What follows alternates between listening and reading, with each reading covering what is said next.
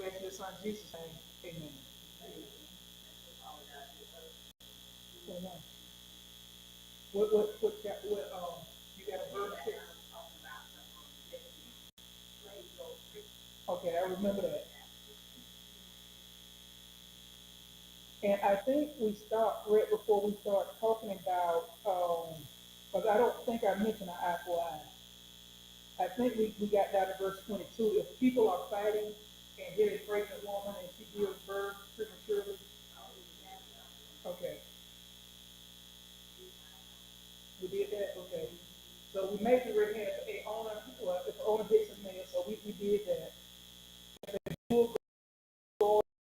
then the bull is to be stoned to death, and it must not be eaten, but the owner of the bull will not be held responsible.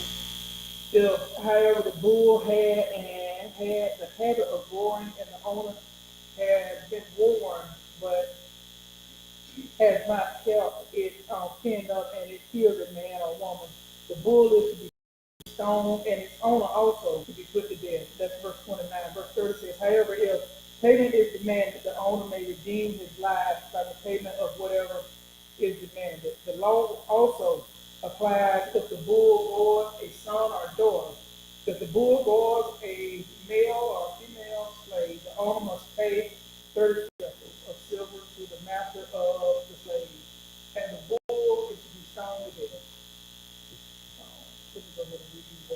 If anyone uncovers a pit or digs one and fails to cover it, and an ox or a donkey falls in it, the one who opened the pit must pay the owner for the loss and take the dead animal in exchange.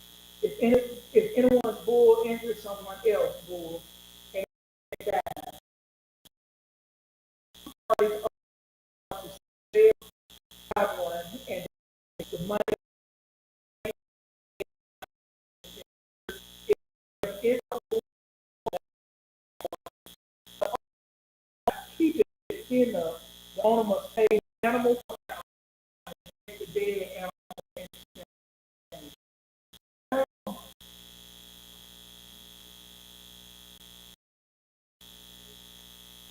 This chapter is Exodus 21, and I read verse 32 through,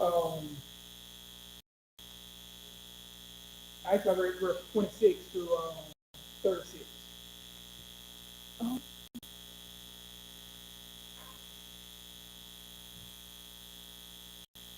So y'all give me a second, let me get like situated here.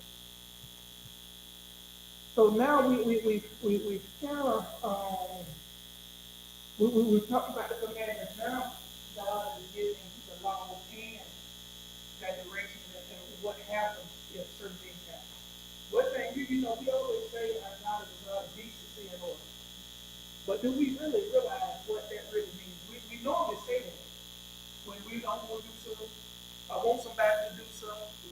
I getting out of here, he's a God of decency and order. Y'all are out of order. That ain't God, though.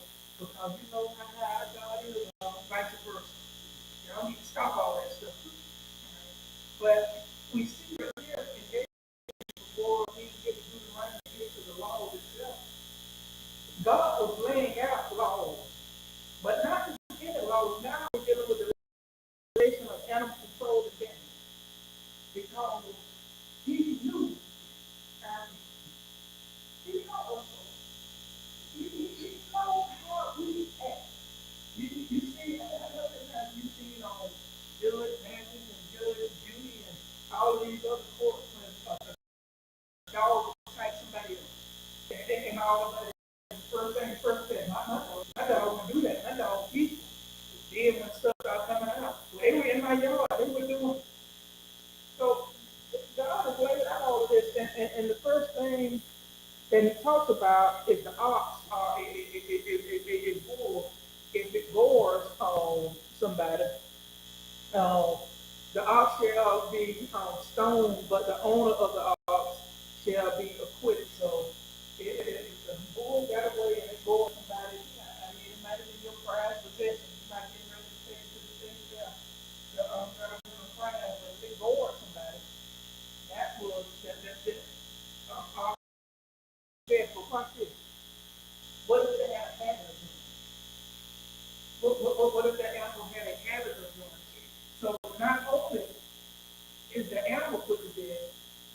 you are to.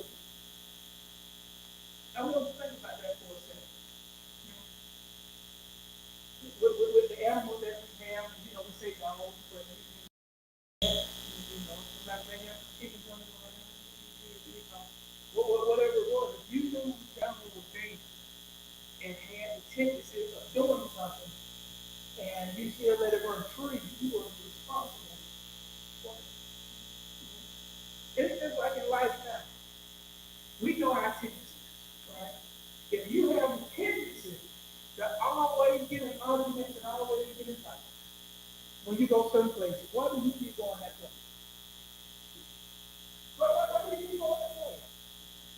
Not only that, if you know every time you're around a certain person, and that person brings out the worst in you, why do you continue to be around that person? The two things God is showing him. If something happens accidental, then we're going to get to that in the next chapter. I'm going to try to get to that. There's consequences. But if you knowingly are doing, not only that animal, but you're going to be put to death. Because we got to have some type of responsibility for the things that we are in control of. A lot of times we don't want to take responsibility for stuff under our own care. We don't want to take responsibility for things that God has placed us in charge of. We just don't want to. And I really feel when I think about this on the surface of it, that's why our youth are like they are now. That's why this country gets to the point and to be a now, because we don't want to take responsibility. Because we went to go say, Mom and them had me in church. Mom and them had me in church. No problem, they can't be picked up. Who's they can be picked up tonight? When was the last time you brought people to church? Matter of fact, you can ask people, how many people you got in your house when you leave? I remember when I said to grandma, she left to go to church. You're going to be two things. Come to church and get out of the house. And you weren't going to go back in that house until she got back from church. What do? We leave them in the bed. We quickly say what Mom and them used to do.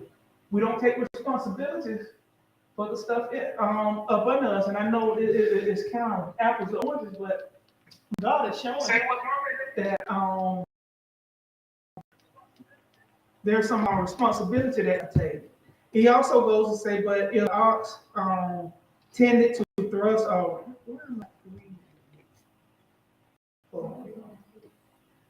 I'm still here. It's reading what I'm looking at is reading in a different version of the Bible. So let me go to it. So, but it goes on to say, if however the bull has had a habit of goring and the owner had been warned, but has not pinned in, and it the bull is thrown in the wall, and the owner is thrown. However, if payment is demanded, the owner may redeem his life by payment of whatever is demanded. So you could save yourself by offering payment. But watch this. How many of us really and truthfully want to pay for somebody else's actions? How many of us really want to pay? As a matter of fact, since we're talking about animals and all that, and you don't see it with pit bulls or rottweilers and all of that, people would not want to pay medical bills for somebody else, but it was your dog. We would make every excuse in the book. We would say, well, they were on my premises, man. You got a fence? No. Was the dog chained up? No, but he ain't never left out my yard before. The first time for everything. Then we just don't want to pay, but we got to realize anything that we own, anything that we take claim to, if it hurts, harms, injures, or kills somebody else, it's our responsibility to make sure that person is compensated. It's our responsibility. And not only that, what gets me, then I got to move on to, because I really want to get to the next chapter. What really gets me is this right here. However, if a payment is demanded, the owner may redeem his life by the payment of whatever is demanded. Even when our life depended on it, we still don't want to pay. We still go for us. If our life depended on it, we still don't want to pay. And let's flip a little bit, because Jesus did the ultimate ransom for us. He paid for our sins. He paid for our transgressions with his life. He didn't offer up money. He offered up his life. How many of us just, you ain't got to say, man, how many just think about some incidents that has happened that you will offer up your life for? Just think about it. Incidents that you would have gave your life for to make sure that person was compensated. Or even reached in your purse. Right? A lot of times, let's do it this way. Let's talk about car insurance. That popped up in my mind. You hit somebody, you won't even take out your checkbook right then and there and say, whatever you need, let me know. No. Keep going. You don't offer up a settlement right then and there. And then if they ask for the money, you don't think it's too much. Let them come back with a quote that you think is wrong. And then if they ask for the money, it was that much. All it was is a little incident, bro. Okay, that's all it was. The bumper wasn't even out. My cousin, he fixed that. Right? So, God is showing the children of Israel that he takes nothing for chance. He takes nothing for chance. And when I go right here, he should give money to the owner. More laws regarding the principle of neglectness and restoration. If a man opens a pit or a man digs it and does not cover it, and somebody else, ox or donkey, falls in it, that man is responsible. Watch this. He shall give money to their owner, but the dead animal shall be healed. So if you dug a pit, somebody animal fell in that pit. Not only do you have to pay for the animal, you get the dead animal, so it ain't no good to you. Because by law, you can't even touch or eat a dead corpse. It has to be alive before you can do anything to it, to sacrifice it. So you just got something that is no use. But this is the question I had when I did this. I don't know about you all. Why would somebody just dig a pit? Why would somebody just dig a hole in the middle and just leave it there without covering? Why? To catch animals, to catch something. People will dig holes to try to catch you up and stuff, to try to trip you up, and have no intentions of covering it back up. Watch this. People throw, let me do it this way. People throw gossip out there and would not take it back because they wanted to see if they could trip somebody up. They want to see what they could catch with it. And they will leave it there. But, you know, one thing I always watch. What's with the people that catch gators in Louisiana? Swamp people. All right? Yeah. They go and hook out there and they will leave it. But how many they'll leave it for weeks at a time, hoping they catch some. Hoping they catch some. People would dig pits, hoping they would catch some. And they don't care who falls. As long as somebody get caught up. As long as somebody get caught up, that's why you have to be careful when you deal with people that love the gossip. That's why you got to be careful. Watch this. I ain't even say gossip. That's why you got to be careful when you deal with people that love to talk. Like I said, you got to be careful with people that are like unplugged refrigerators, can't hold that. It ain't like they intended to do it, but they just will. We got a guy at work. We tell him about it. If you want anything known, you tell him. And it ain't like he mean to do it. You can sit there and tell him, do not look. Do not say nothing about this. 30 minutes later, you get a phone call. What's going on with it? Not that he just, no filter. So, because people will do stuff to throw stuff out the door. And God is saying right here, if you're digging pits for whatever it is, it's your right. I'm not stopping you from digging pits. I can't stop the church for the gospel. I can't stop church for. I can't stop people from digging pits and all that. But what I can do is I can make sure I don't fall. I can keep watching out for it. So God said, if you dig it and don't cover it up, and somebody falls in it, an animal falls in it, you're responsible for that animal. Now you got a dead animal you got to drag around. And not only that, you got to pay for it. What? Let's just think about this for a minute. I'm sorry, y'all. My mind is everywhere. We gossip. If somebody gets hurt from our gossip. Nobody else do it this way because all of us have ran into a pothole every now and then. One that about tore our whole car. So let's just say you done dug a pothole somewhere and just somewhere on old US road. Because you just wanted to dig one. All of a sudden the car comes. I mean the front end home. Right? Now you got to pay that car. Pay the person for that car. That car, it can't be repaired, but you get to take that car home. That's your car now. So not only that, did you pay for the car, you got to figure out how to get the car to the pothole. Not only you got to figure out how to get the car to the pothole, you got to figure out how to tow the car to your house. And you just got a car sitting there that you can't do nothing with. So imagine how it is when you're throwing traps out there, when you're gossiping and all of that, and people are falling into your traps. Guess how you're going to pay for that? You're going to pay for it with eternal life.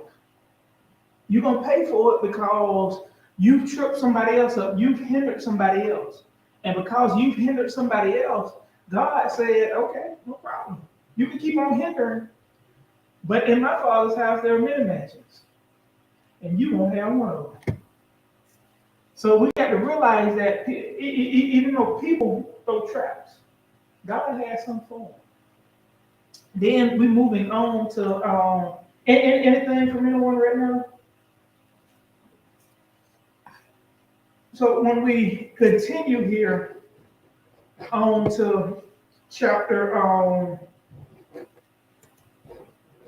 22, we talked about animals. We talked about people. We've talked about animals and dealing with what happens if your animals or some hurt somebody. But now what God does, he does with more laws, and he deals with laws with personal property. Now, so as we see, the Lord is laying everything out. He's not leaving nothing for granted. Whoever steals an ox, I'm in verse 1, whoever steals an ox or a sheep and slaughters it or sells it must pay back 500 of cattle for the ox or for sheep for sheep, and for sheep for the sheep. If a thief is caught breaking in at night and is struck a fatal blow, the offender is not guilty of bloodshed. But if it happens after sunrise, the defender is guilty of bloodshed. Anyone who steals must certainly make restoration. But if they have nothing, they must be sold to pay for the theft. If the stolen animal is found alive and their possession, whether ox or donkey or sheep, they must pay back double. Let me start with the first 4 verses. whoever and slaughters it, they must or sells it, they must pay it back. So watch this. If I steal Brother McKay's sheep and go sell it, I got some money, but guess what I got to do? I got to pay Brother McKay for that one sheep, but also I got to give him 5 more.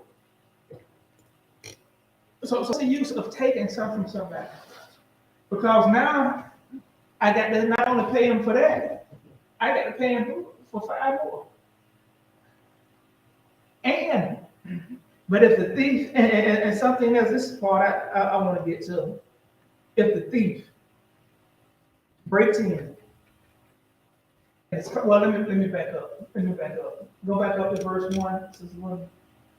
Oh, you notice in here, when we steal something, something is stolen, what's the first thing they do? You go to jail. They didn't have to go to jail. Jail was nowhere in there. If you stole it, sold it, you know, hey, you had to give it back. You know, so some of the TVs that, you know, some of us got, washing machines, PlayStations, that we knew we didn't buy from the store, because somebody stole them.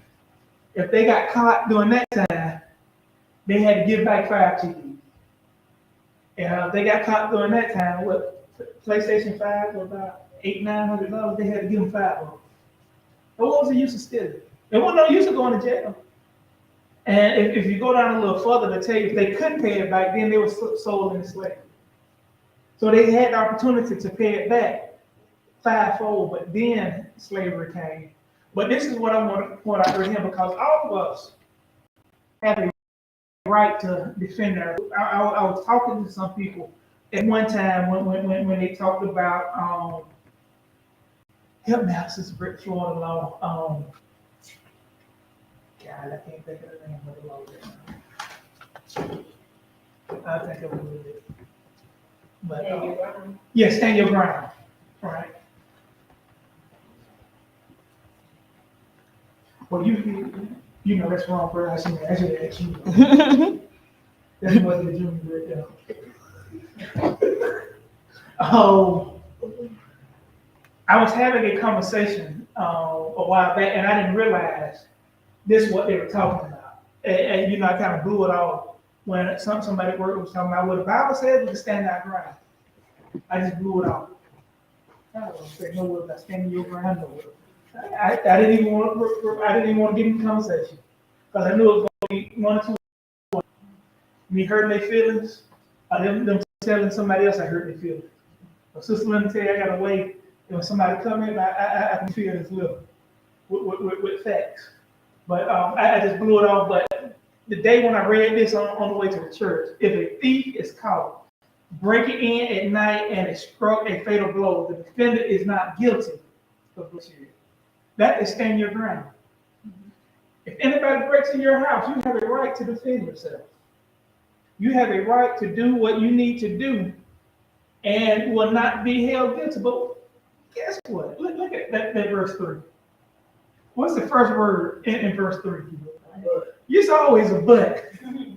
But if it happens after sunrise, the defender is guilty of bloodshed. In other words, you have your right to defend yourself with any type of reasonable stuff that you think is necessary. If it's in the middle of the night, you don't know what they have, so you use whatever force you have, because remember, there wasn't no lights back then. And if somebody broke into your little hut or shack, you weren't going to be able to go get your lamp and light your lamp before they hit you over the head. So you can defend yourself by any means necessary. But if it was sunrise, you saw exactly what they had in their hand. And if you decided to kill them and they didn't have nothing in their hand, guess what? You were put to death. So that stand your ground stuff that people say it was in the Bible, it's not, because once again, people will point out stuff that they want to use just for their own glorification. You have to realize all of us have a right to defend ourselves. All right? There's no doubt about it. Everyone has the right, the God-given right, to defend yourself and defend your home and defend your property. but there's still consequence in doing so. And watch this.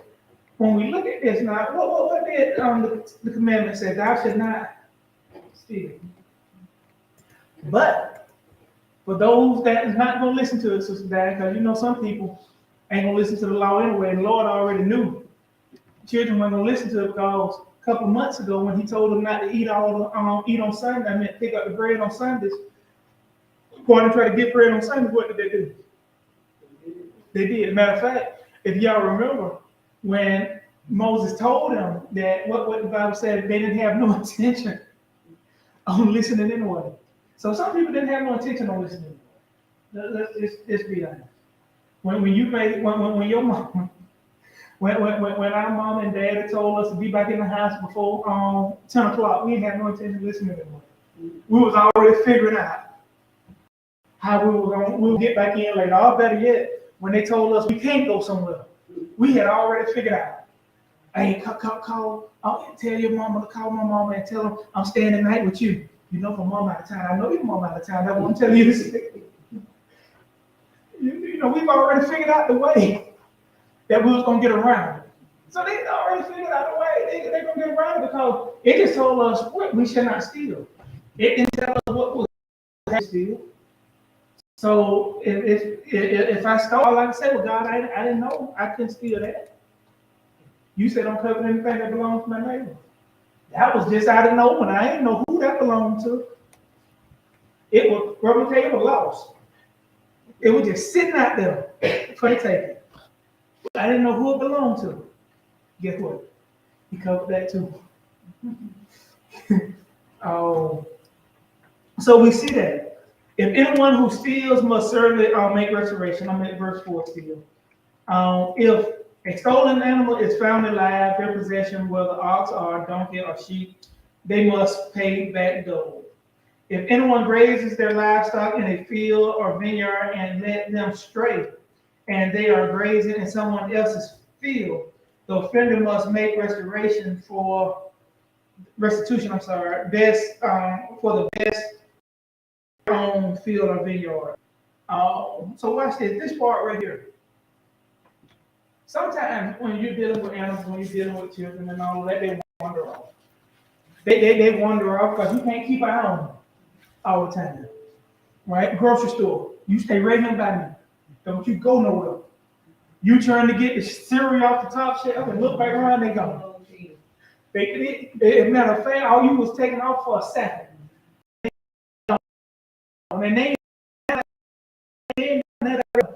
are coming. You don't even know how they got. You on aisle 5. They on aisle 15. You don't even know how they got to that fast. Right? Then when you get on aisle 15, it's the silverware, it's the whatnots and all that they done broke some. Well, guess what has to happen? You got to pay for it. It wasn't like you're not a bad parent because you told them to stay with him. And they knew what was going to happen if they left. Because they're going to get a whooping. Probably in the store right there in the middle. Because they broke it. But guess what? You still have to pay for it. During this time, God was telling the Israelites, no matter if it's your sheep, your animal, and you let them graze in your land, and you look up, they cross the street, and somebody else's land, guess what? You got to pay for that. Regardless of if it was meant to do it or not, because guess what? Even though it wasn't meant, you're still responsible for the actions of that person.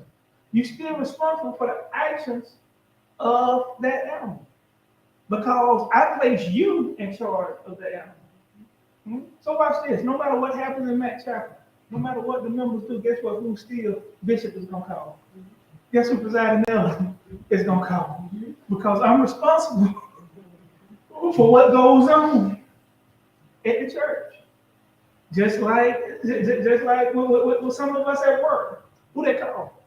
Supervisor. Because you're responsible for because you've been placed in charge. So it wasn't because they were doing anything wrong. It was just a careless act. And they say careless is more dangerous than it being intentional. There are more careless deaths, there are more careless fires that started. Matter of fact, a lot of the forest fires have been started because of carelessness. A lot of vehicle accidents have happened because of carelessness. So the Lord is saying it doesn't matter. You're responsible for it. And we understand, just like when we use the thing with the kids, it's not that you're careless, but it's just that one moment stuff happens. In that one moment stuff happens, and watch this, as Christians, we got to realize because stuff happens. All right? Sometimes we really to forward and just move on. Because as God's people, as Christians, yeah, it wasn't intentional. I got it. And you move on. Guess what? It's less of a headache. Less of a headache, but it goes on, Sarah Hill. If a fire breaks out and spreads into thorn bushes so that it burns stalks of grain or standing grain or field, the one who started the fire restitution. If anyone gives a neighbor gold for safekeeping and they are stolen from the neighbor's house, the thief, if caught, must pay back double. But if the thief is not found, the owner of the house must appear before the judge, and they must determine whether the owner of the house had laid hands on the other person's property. In all cases of illegal possession of or any law, somebody says this is mine, both parties to be bring their cases before the judges.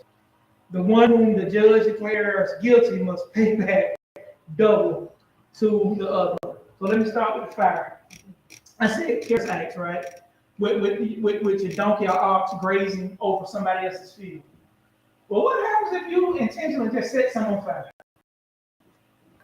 Vandalism. Because you were mad.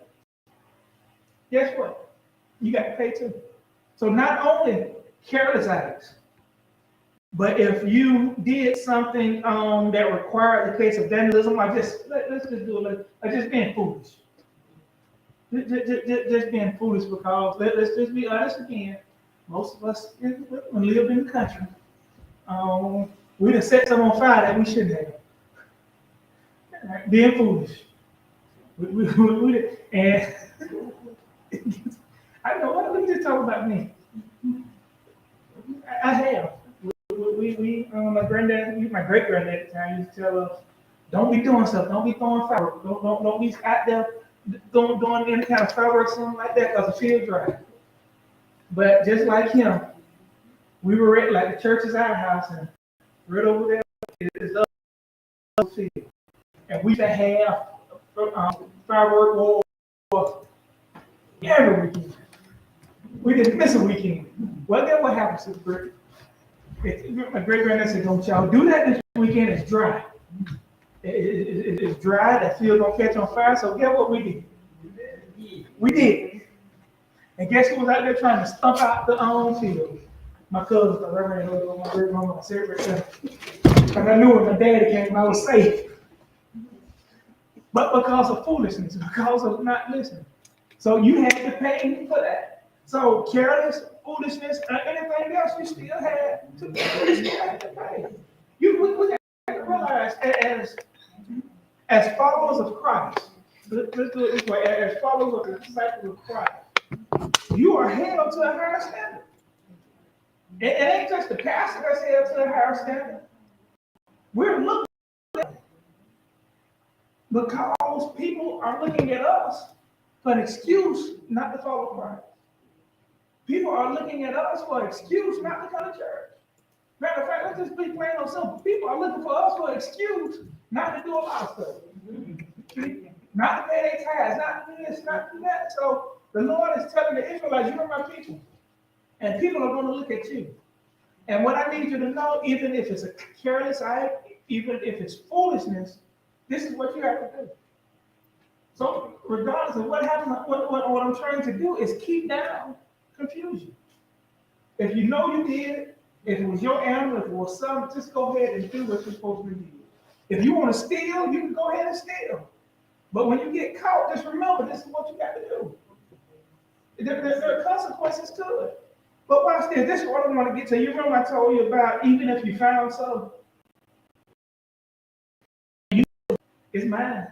And watch this. If somebody else claimed it, if somebody else claimed it, but if a thief has found that, well, let me go back. If a neighbor gives a silver or goods of safekeeping and they are stolen from the neighbor's house, if the thief, if caught, must pay it back double. So if you let loan your lawnmower, we leave it to somebody, and you try to go back and have to borrow it back, you know how we are. You letting somebody something, you got to go back and borrow your own stuff back. And they look around the house and say, man, it was right here the other day. Somebody must have stolen it. Well, if y'all find out who stole it, guess what? Both of y'all gonna get a new one because the thief who stole it got to pay it back double. But if it's not to be found nowhere,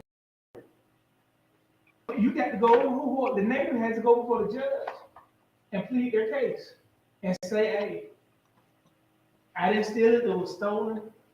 I had nothing to do with it. And the judge is determined what happens, right?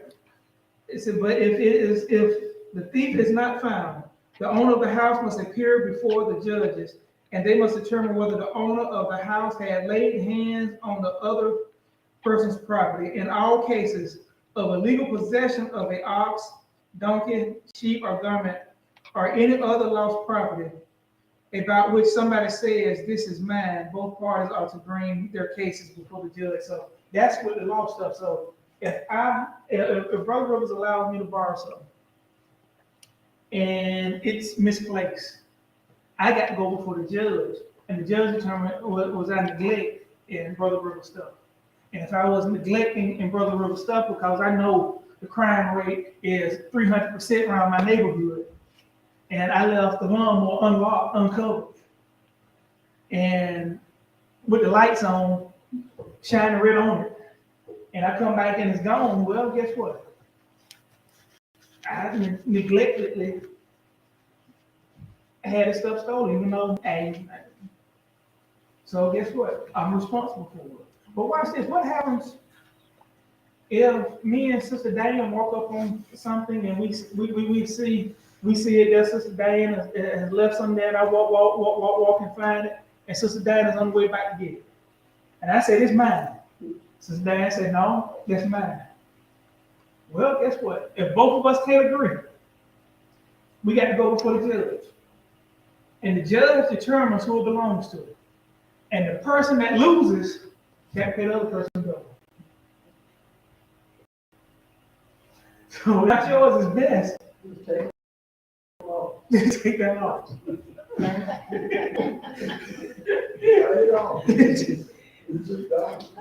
All right. As it says right here, if you look at it, I'm at verse 9 of Sister Loving. And all go up to right there. In all cases of illegal possession of an ox, donkey, or sheep, a garment, or any other lost about which somebody says, this is mine, both parties are to bring their cases before the judge. The one who the judge declared guilty must pay back double to the other. So if you're gonna go, and if it's yours, you might want to have a good case, you better bring some receipts, some pictures of stuff. It's saying, but if it's not, you got to pay back double. That just goes to show. That just goes to show.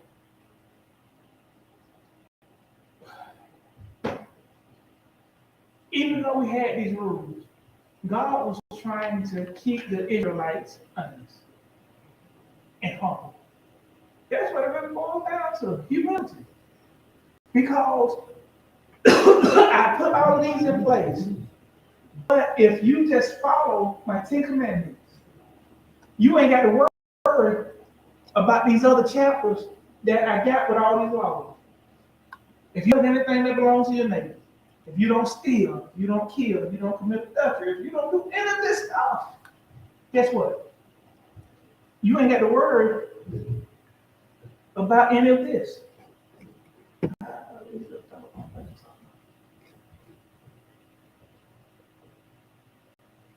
But once again, because he knew that there were going to be honest people in Israel, he knew people was going to say, I found it.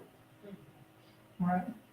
Where you found it at? Well, it might have been in New York, but I still found it. Hmm? So you had to prove your case. And watch this. All the other stuff we mentioned, no judge has been anywhere in that, no judge or jail, but this one is lost property because they know two people going to claim it. You had to go before the judge and plead your case. You know, it was an old joke that said, do not leave your man or a purse inside the church unattended because somebody else going to think it's their blessing.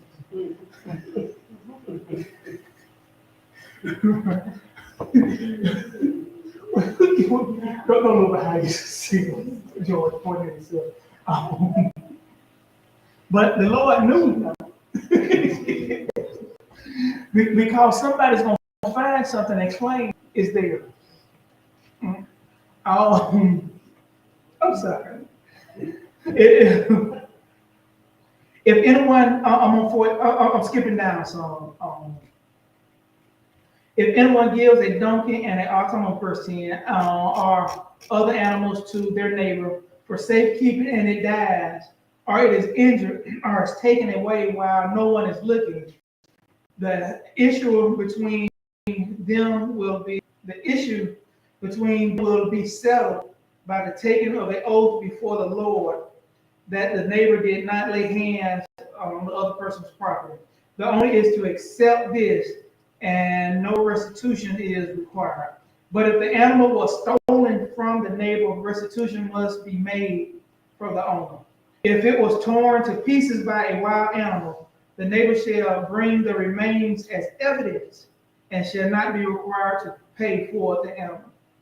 If anyone borrows an animal from their neighbor and it is injured or dies while the owner is not present, they must make restitution. But if the owner is with the animal, the borrower will not have to pay if the animal was hired. The money paid for the hire covers the loss. So now we're dealing with if I allow you to borrow my animal or I leave something with you, preferably my animals, and I'm going to say property. And if we leave it with you, and while you're not looking, it dies. I better yet, if you're in the middle of the night, you sleep, all right, and that animal dies or it's something happens to it, and no one saw it, you're not responsible for it. But what happens is you got to take that person's word. You got to take their word. And not only that, right, it says right there, they had to take an oath before the Lord. That's our problem. That is where we're falling short at now, because how many times have you heard this at well, Lord, I didn't do it. It didn't happen. Because we're using the name, we're using the Lord's name in vain, right? And it said take an oath. And during that time, you got to realize that people feared the Lord. They didn't fear Moses, but they feared the Lord. So they had to take an oath before the Lord and say, look, I wasn't there when it happened. I didn't have anything to do with it. And we had to take their word for it and leave it alone. But the problem is we don't like to take nobody's word for anything. But we want everybody to take their word for everything. We don't want to take nobody's word for it, but we want everybody to take our word for everything, right? So what this tells me is this for him. Make sure in all your dealings you're as completely honest as you can be. Because if there's been any deceit in you at any time, shape, form in your life, that person that you deceived once before is not willing to believe you again. But thank God for Jesus. Because we've lied to Jesus times that we probably can't even count. Mm. But thank God he forgives us from our sins. But it goes on to say if the animal was tormented, the animal was killed. Don't try to hide it. Don't try just pick the remains up of the animal and let them know, look, the cow would have got it, this got it, that got it. Just be, once again, be what? Honest. Where did you let and then people in the valley, That's cruelty because that goes. Watch this. That goes to if verse 14. If anyone borrows an animal for a neighbor and it is injured or dies while the owner is not present, they must make restitution. Verse 14. So if you leave somebody, if you leave it with somebody to take care of it, and they intentionally, willfully do something or not take care of it, guess what? They had to pay restitution. And see that this is when we look at this, and I thank you for bringing that up. When these laws, it's about what? Love thy neighbor as I love thyself. It is about treating everybody equally because you don't want somebody doing something to you that you are doing it to you that you don't want done to you. So you don't want somebody to do something to you that you want to do to somebody else. So you have to realize that when we put these laws, when he put these laws here, there were consequences to all of it, and the consequences was either one or three things. Well, three different things. You had to pay back money, you paid with your life, or you paid with your freedom. There was the three options. There was three options. It wasn't no, deep. None of the above. You had to give them restitution, which was money. You had to give them restitution, which was life, or you had to pay with freedom. Question: how many of us really do that right now? Money, life, or freedom? Money, life, or freedom? A lot of things now, with the court systems now, it's freedom. It's freedom, but guess what they still try to do? They still try to make you pay restitution itself. The Bible didn't say if you paid with freedom, your freedom, you worked it off, right? But you didn't have to pay and go to jail. One of those. Mm-hmm. So we have to realize what this really boils down to is taking responsibility for our actions. Taking responsibility for our actions. And once again, when we look at it, when we look at our walk with Christ, are we really taking responsibility for our walk with Christ? Do we really take responsibility for the stuff that we do, the stuff that we don't do, the stuff that we should do, the stuff that we know we should do, and not only that, do we take responsibility for the stuff that we're doing that we know we have no business doing? Do we do like Flip Wilson and blame it on the devil? But we good at police and law. Oh yeah, yeah. Sometimes it's difficult, right? It's difficult for us to see our. Sometimes it's impossible for us to see out. But we will sit there and do everything else to see everything else. That's why I like during this whole time, it wasn't a judge mentioned but once. Everything else was laid out. You can do this. You don't have to do it. We're at a point in society.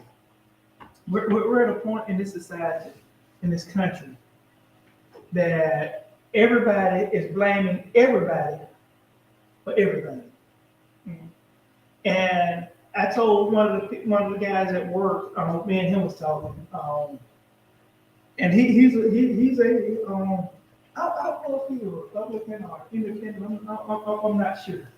I'm not sure what it is. But, me and him can have good conversations because we can have good conversations about political stuff, about life, and about everything. Because both of us are Christians. Both of us believe in Christ. Both of us have a love for the Lord. Both of us have a love for, country. It's just the political views are a little different. Right? Now, I'll admit, he don't like Trump whatsoever. That shocked me, but he made the comment since then. He said, you know what? He said, Chris, I'm convinced. The reason why we have political parties is because they want to keep us at odds and they want to keep us fussing.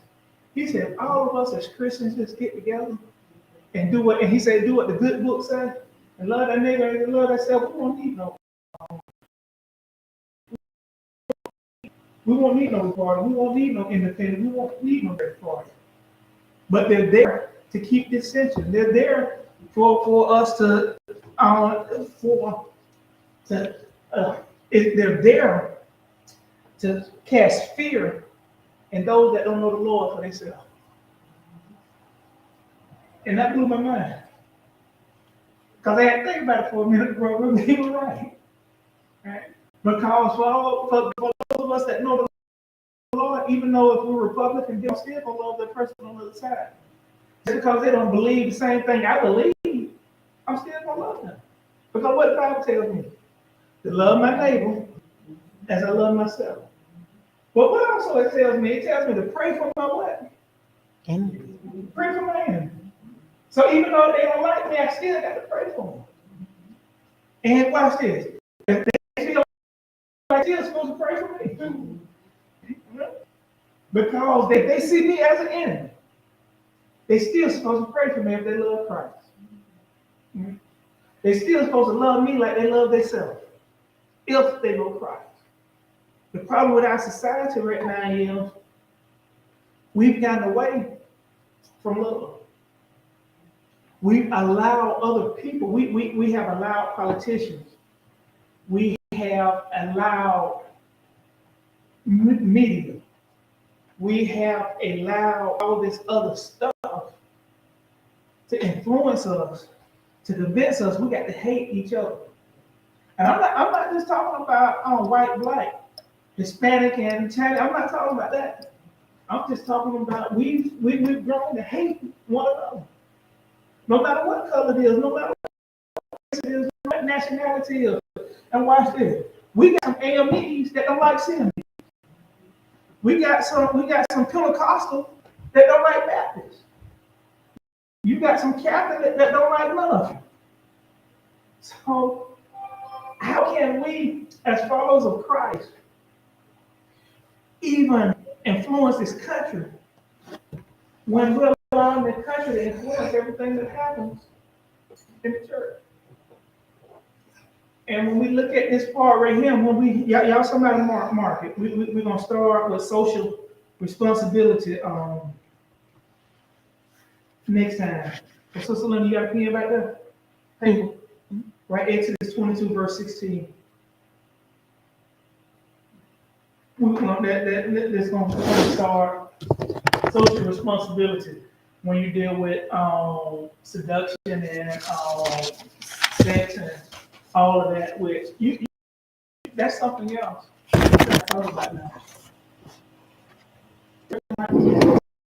They don't like to mention adultery. It doesn't like to mention fornication. It doesn't like to mention none of that because we don't want to offend nobody. We don't want to offend people. Sin is sin, regardless of what it is. Well, the spiritual leaders say that's what we have to talk about. But we're a fucking society and we're going to close out. And when we look at these laws, not digging deep into it, but when you look at it on the surface, humility. You just humble yourself. If you just be humble and truthfully stay in your own lane and do what the Lord is instructing you to do, everything else is going to fall into place. But the problem is, we don't want to be in our lane, and Sister Diane said we want to be in everybody else's lane. Right? Not realizing the lane they're in is the ditch, and we were on the road. But we want to be in everybody else's lane. We want to be in everybody else's business. We want to be in everybody else's house. Right? And because of that, we're finding ourselves neglecting our own well-being. We find ourselves neglecting our own peace. And once we start neglecting our own peace and start allowing other people to dictate our peace, that's when we start having all kind of problems. Once you start allowing other people to influence who you are, once you start allowing other people to dictate what you are, once you start allowing society to tell you who you are, you already lost. So, in closing for the night, I want to think about something. I want us to think about, at least in the Sunday, who you are in Christ. Who you are in Christ. Have the answer right now? Just continue to pray and ask the Lord, who am I in you? Then the next question is, as Jesus asked the disciples, who do you say he is? Who are you in him? But who is he to you? And once you start to understand who he is to you and who you are to him, all this other foolishness, all this other craziness, all this other outside stuff, you'll start to see it a little different. Now granted, it's still gonna bother me. Let me just be honest with you. It still bothers me, but it bothers me in a different way. Right? It bothers me in a different way now that it makes me more sad and cry out for the country, for the people that don't know him for themselves. It still bothers me. It still bothers me, Sister McChapel, but it bothers me for a different reason. It bothers me that I'm not doing what I need to do preaching-wise. It bothers me that I'm not doing what I need to do teaching-wise. To try to get people to realize that he has me. And I want people to realize that just I'm not the only person that God has. He can have you too. And you can get some type of peace. It's frustrating. But you're going to go to bed some nights crying. You're going to go to bed some nights not understanding. You're going to go to bed some nights frustrated. You're going to go to bed some nights unhappy. You're going to go to bed some nights dealing with depression and all kind of other ailments. But when you wake up the next morning, you got to realize that yesterday is over. That yesterday is gone. But getting back to this text, humility, treat others the way you want to be treated. And if something happens, if you wrong anybody, because we say, Lord, if I sin by thought, word, or deed, if you wrong anybody by thought, word, or deed, take it to the Lord in prayer and ask the Lord to forgive you. And then once He you the opportunity to forgive others. With that being said, reminder, we are here in the sanctuary tomorrow at 5 for third quarter conference with Elder. For those that can, please come out. I made one change on the form. It asks about is anybody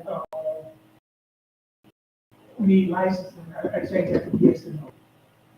So that's the only change we made. But I said it or something.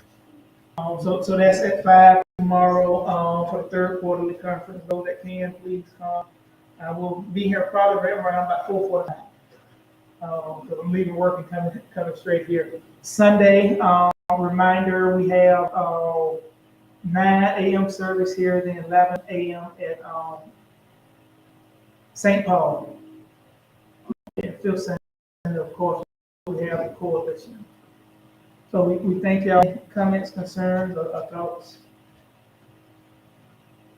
Hearing none. Oh, one other announcement. We will possibly have June 3rd, the first Saturday in June. We may hold a voter registration drive. So I will be getting with y'all on that.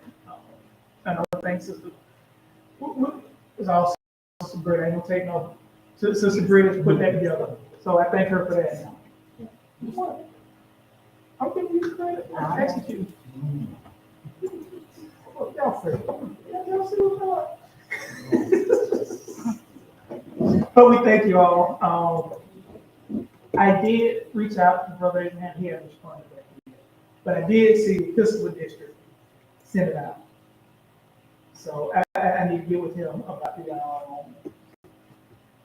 McChapel Day. With that being said, Brother McKay, would you, there's nothing else to add, Brother McKay, to close us out. When we come to a close, we encourage our home and various places. Just want to thank you, Father, for the years that you're in our heart and spirit. Thank you, Father, for the understanding that you got from the teacher. Then I pray for the one that came out, the one that listened in, and the one that was just doing it, just special blessing that you had, Father. Then, Father, pray for the one in the sick room, one in the hospital, some living home. Catch their heart and mind in their field, rather just have mercy upon them. Then continue to go with this path. And get the knowledge, wisdom, understanding that he continues that guiding light to the Christian family. He just have mercy upon us. These are the blessings of my son, in Jesus' name. Amen. Hey, Sister Sam, how you doing? Hey, how y'all doing over there? Huh? Same. Not What's up there, Tim? What's going on? What's up, bitch? Don't forget what? You're right. Oh, right. Okay. Yeah, I just. So I think I figured out what it is. Hey, come on.